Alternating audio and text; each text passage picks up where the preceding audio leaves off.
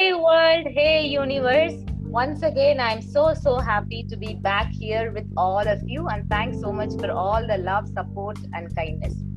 So, over the last 2 3 weeks, we've been discussing about making those changes within ourselves, right? What are those little changes that we can do within ourselves so that we start to see the changes in the world for the betterment of the world and the universe? Now, we are in a very different situation as of today. Lifestyles have changed dramatically, and certain things were very disheartening, certain things were heartening, and we did discuss about the importance of listening, like how we can empower our listening and we can become better listeners, like a couple of weeks before. So this week we are going to talk about seeing. Okay. And recently we did hear about an incident where a teenager did die out of what we call a broken heart syndrome because of playing something like a violent game or whatever it is. Now, who is responsible for this? Can we think really a little bit more deeper about the use of digital devices in our life, how much space the digital devices have occupied, and what is the connection between I and the digital device? Okay, but this week I am not going to be speaking just like that. We're going to get into a very interactive conversation mode, and I have two dynamic youngsters with me today. So the first person I'm going to introduce to you is Miss Sangavi that you're seeing on the screen. So Sangavi is my colleague, and I also have a very dynamic person, Miss Aishwarya, a research scholar who's working with me. So over to you guys both for this episode on digital devices and I. So first of all, ma'am, thank you very much for inviting us to this episode, and we are looking forward to a very enlightening conversation with you. So this is like the topic of the hour. It is very important that we talk about it here. And can you please explain what is digital eye strain? Okay, so earlier we used to call this as computer vision syndrome. Actually, many of you know this in that name, and even now it is an acceptable term. But actually, if you see as you see in the screen, our lives are not just computers. Okay, nowadays our digital devices, like the list as it's shown here, is like it's such a huge list. We have smartphones, iPads, tablets, iPhones, smartwatches, whatnot. So we have all these devices occupying our lives now. So any problem in the eye or the visual system because of excessive use of these devices is called digital eye strain. Okay, great. So now that we're all quarantined in our homes, we tend to spend most of our time on smartphone, laptop, and whatnot. Almost all the digital devices that we have. So, what effect does these devices have on our eyes? This. Okay. So as you see here, the data says an average adult spends about 5 to 12 hours every day with his or her gadget. Okay, that is like about 80% of your waking hours. And 50 to 90% of all of us who use gadgets, we experience some form of symptoms due to gadget use. Now that could be feeling dryness in your eyes because you just forget to blink, you constantly stare at your monitor, or it could be because of the exertion on your eye muscles because your eye muscles become very tired, or it could be just because you have some issues with just your vision, okay, your power, the spectacle power or the change in power of your eyes. So the use of gadgets can affect any of these areas. Okay, so you very well said, ma'am. So at the end of the day, even I feel dryness in my eyes. There are sometimes even when I have a neck pain and a shoulder pain at the end of the day. So do you think these are related to digital eye strain? And how will I know if I am suffering from digital eye strain or not? Okay, so now as you would see in this particular slide, these are the important symptoms that somebody can have and which can tell you that you have digital eye strain. You actually mentioned two of these, which is some dryness and some neck and back pain. Normally, we blink about 17 to 26 times per minute. And the moment we start to use digital devices, okay, be it your computers or mobile phones or whatever, we just forget to blink and we constantly stare, and because of that there's a lot of evaporation of the tears from your surface of the eyes, which can lead to dryness. And because of the dryness you can have irritation, itching, redness, watering of eyes. So that's like a whole lot of symptoms. And then the next thing that can happen is any problem with your eye muscles, because your eye muscles are constantly focused all the time and you never have a chance to relax. Like for example, whenever you are focusing on your computer monitor, muscles contract a lot, so because of which you can have problems like tired eyes, headache. Okay, and the next thing is if you are a spectacle user, or even if you do not have any eye power, you actually can develop problems with your vision, because all the time you are just looking at a very close distance. And this is of great concern in children especially, because a lot of studies that have been done on children, especially in children, so this study that I'm talking about was done on children in grade 1 to 6, and then who use smartphones. And a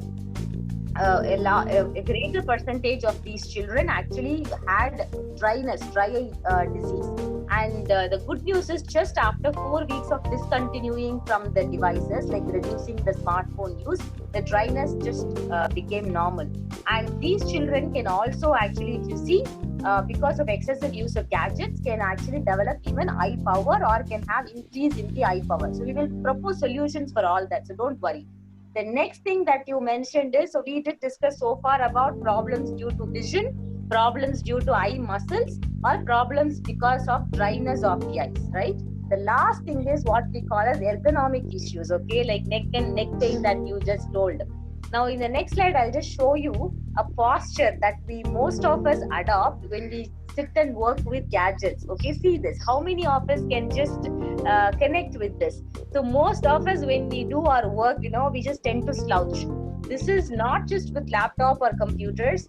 It is so very important to understand that people who use smartphones and actually handheld devices have more such musculoskeletal issues. Like what we do, we sit on the bed and then we keep watching our mobile phones, and over a period of time we just go like this, and then even we just lie in one vague position, and then we keep watching something on the smartphones. Now what can these do? It can of course affect the eyes, and that's what we are speaking about, discussing here. But it can also affect your musculoskeletal system in ways that you cannot imagine. So what you can actually do is, basically it can actually make your musculoskeletal system go very weak, and it can also increase the risk of obesity and a lot of other issues. So that's what is the problem here. So it's very important that we also adopt good posture. Great. So now that you have explained us about so many symptoms, please enlighten us on how these are all managed. Okay, so the management options are quite simple. So we did discuss about 4 things. We have to manage each one of them separately. The first thing, of course, is if you have any eye-related issues or vision-related issues, you have to consult your eye care professional, and then you have to have a regular eye exam. Your optometrist or ophthalmologist will tell you if you need change in glasses. And I recommend parents, especially, after this quarantine period gets over, or now the teleconsultation options are open, please get your kids' eyes examined at least once every 6 months, okay? Because early identification of problems can definitely do a lot good. That's what we call prevention is better than cure. The second problem we spoke about is eye muscle weakness. So eye muscle weakness can definitely be cured with eye exercises, what we call vision therapy. So, we have optometrists who can examine these eye muscle weaknesses and can actually tell you if you need simple exercises. One simple exercise that we can do is, we put it here, 20-20-20. So this is applicable for all age groups, whether you're kid at home or the professional at the office.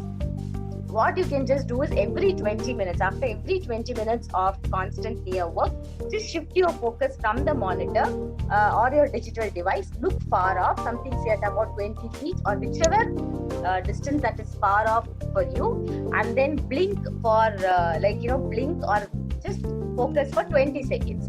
Then get back to your monitor. So doing this every now and then is going to help you, help not just the eyes but the eye muscles to relax. And the next important thing is for dryness, which is to blink really, consciously. And whenever you do this 20-20-20 break, you can actually blink a couple of times and keep yourself hydrated. The next important thing is for the neck pain that Aishwarya was complaining of. So I'll show you a picture which is going to tell you how you should be sitting. Okay, so you have to sit really straight, like how this madam here is sitting, like back straight, feet flat on the floor, arms nicely rested, and your eye position should be slightly above the monitor. So even if you're using a digital device, you can still actually rest it nicely against a wall and then sit straight and then look at it. And make sure that the lighting is very, very good, because many of us tend to do this mistake, switching off the light and then looking at this mobile phone for hours together in the night especially. Don't do that. That is very, very bad for the eyes. So make sure the light is proper and there is not excessive glare on the computer monitor. And the next thing is doing simple stretches. So just next slide. In the next slide, I'm going to show you that simple stretch, which is after every 20-30 minutes, just stretch your neck on either side. Like all of us can do the stretch now if it is required. Just stretching so that you feel that stretch on the opposite side of the neck. You can actually feel like, doing that stretch is going to give you a lot of comfort. You can even stand up and then do the stretch or move a little bit. So these small changes definitely, taking the frequent break, doing these stretches, blinking, sitting straight, and all these definitely will help you. Wow. So you explained it very beautifully, ma'am. And the next thing is, since this work from home has started, I hear from few of my friends complaining that their sleep quality is disturbed. It's not very good like it was before. So what do you suggest? Are there any simple lifestyle modifications that we can make in our day-to-day life to avoid this? You brought in a very, very important discussion point here, Aishwarya, and I'm very glad that you brought it out, because solutions come from problems. But not just from problems, but from accepting that we have a problem. Because many of us as adults, we've not actually realized that there is a problem. Even when we're speaking about this to our patients, our parents, many of them actually deny, right? No, there are no complaints, everything is fine, kinds. So I'm really glad that you brought the sleep issue, because these gadgets are known for their blue lights, okay? Be it your laptops, computers, or your handheld devices, they're going to give out these blue light, especially in the range of 400 to 500 nanometers, that is known to disturb our sleep cycle. So what we should basically do, number one, is to cut down the devices at least 1 to 2 hours before you go to bed, or put the sleep mode on, which means when you put the night mode on, it's going to cut down, filter these short wavelength blue lights. The next thing, as we might have seen in our own phones or digital devices, is using a digital well-being app. So all our devices have what's called a digital well-being. You can just go find out in your settings, and you can first see like what is that you use for the maximum time, okay? And also install apps that will remind you to take those frequent breaks. Like every 1 to 2 hours, it's going to tell you like, it's time that you take a break. It's time that you go for a walk, like how our smartphones would remind us. So basically, it's about consciously cutting down that screen time. Again, for all age groups, you can incorporate these things and make sure that, we respect our sleep cycle. So before, when the sun sets, put the sleep mode on, and don't stare at your devices. Even if you want to descend to something, use auditory modes, okay? Because that is again, some people want to do meditation or whatever it is, use auditory mode. And then the next thing is, after waking up, the first hour, please don't wake up on the face of your mobile phone or gadgets. Stay away from it. Again, use auditory mode if you really have to listen to something. So we're talking about basically mindfulness practices. Now, some people would say that you said work from home. Now, where do we go outdoors? Where is this whole nature? What do we do? So I'll show you some simple things that we can do, okay? So as you see here, these are all some activities, like if you have a terrace or balcony or traditional games, like we call this Pandi or Nondi, right? So this is an important game. It's not just going to give that brain activity to the child, but it's also helping the child to integrate both parts of the brain, the right and the left side of the brain, because every time they keep switching their legs, okay, their limbs from one to another, there's going to be the activity shift, which is going to result in a lot of improved body balance, motor coordination, brain activation and integration, and then look at these, how people are engaging as family together, playing board games. See, the grandfather is like playing the simple chit game with the granddaughters, doing your terrace, bicycling, and here children are playing these board games that says, excuse me, they say no mobile and then nature. Okay, and I'll show you another thing also in the next slide, which is a very important thing. Every 1 hour, okay, what we can do is just do this. This is called what we call as Topukarnam, but what we are basically doing is improving the coordination between both sides of the body, because we've been sitting, our glute muscles become very weak. And it starts all the way from childhood to like adolescence. All of us can actually do these every 1 hour, just do 5 of these activities. And see how nicely these children are doing, and they're so very playfully doing it as a group. The next thing, okay, which is this one, like even if you give $1 billion, you are not going to get this sight, which is what we saw 2 days before, the full moon and the lunar eclipse. So all of us as families, we enjoyed this on the terrace for 3 hours, 4 hours. The digital devices were still there, but only to capture. But rest of the time, it's only the nature and us and as family, and we were speaking stories. So we have to find innovative modes of engaging ourselves. I mean, it's all up to us to innovate what will work for us and what will not work for us. And the next slide, okay, I'll just show you something. Many of us are becoming really anxious about these increased academic activities, online classes. See, sometimes we have to depend on technology and gadgets for betterment of our life. Imagine sending our kids to school right now. It's not possible. Safety is the first concern. So this is definitely really safe for our children. Now, how do we balance that these digital devices are not hampering our child's vision or overall health? Again, incorporating those activities in between and making sure that they sit straight and the devices are placed as we just discussed, the ergonomic considerations. Making sure natural light is entering as part of these activities, because many a times we lock them inside a room, put the AC on, and we think, okay, your focus is better. But then this whole illumination, this natural illumination is so very important for the eye and the overall body. I just saw few children after this lockdown, some of them have developed black circles around their eyes because of excessive use of gadgets. Some kids have turned pale completely because of not being exposed to outdoor light at all. This whole vitamin D deficiency is coming into the picture. So it's very important to integrate and then look at the good sides of both. There is no point in being anxious. Okay, we need to look at the good side and then look at balancing it. The most important thing is we as adults being role models for children. Unless we take that conscious step, okay, unless we stop complaining, and then imagine we sit and binge watch something on our mobile phones, or we have excessive workload, no doubts about it. See, all of us working from home, or you're having lots of workloads, calls coming in one after another. But if you think about this whole thing, whether the health of next generation and our own health, is it important or not? Do we want to prioritize it or not? The moment you take that stand, I think the whole mind shift will happen and mindfulness will come in. And that's what we've been talking about. Living with nature, having a close connection with nature, and still being able to use technology to the best of its abilities. So that is what are the solutions that we have right now. And then if you have any other solutions, just keep proposing it in the comment section. Loved the eclipse picture is beautifully captured.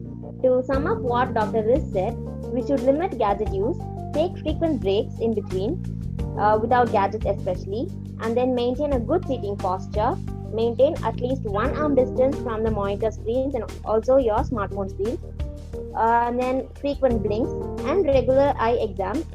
And the most importantly, she mentioned about me time. Yes, that is also without the gadget.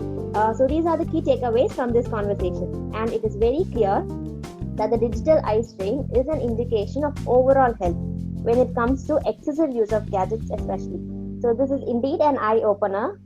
Thank you, Dr. Riz, for this extensive interview on digital eye strain. And my deepest gratitude for patiently listening and answering to all our questions. The solutions that you have proposed today are so simple and yet they are so holistic, that can not only enhance the eye health but also the overall well-being of an individual. So we have so much to start doing right now, I guess. Thank you both, first of all, because we know, like, how much of data we collected, and then to give evidence to people, and then the solutions that we came out with, and all of us trying to, like, even me sitting outdoors and doing this shoot just to see. Of course, there are noises. Of course, see, somebody is honking, but in spite all that, what we're trying to tell you is that stay connected with nature. I mean, you can. It's only up to you to make that conscious decision. The whole question here is not to fear about the advancements that are happening on one end, but then to just take the good and leave out the bad, and then to just stay in a very balanced situation. And we are the role models for the next generation. That's what we are doing here. Like, if we don't take this step, then we can't really preach, right? So that is very important. And especially with all these working from home and more of online education and things like that, that's going to continue. So very important to understand digital eye strain and overall the consequences of digital devices on our eye and overall health, and then to take these simple steps.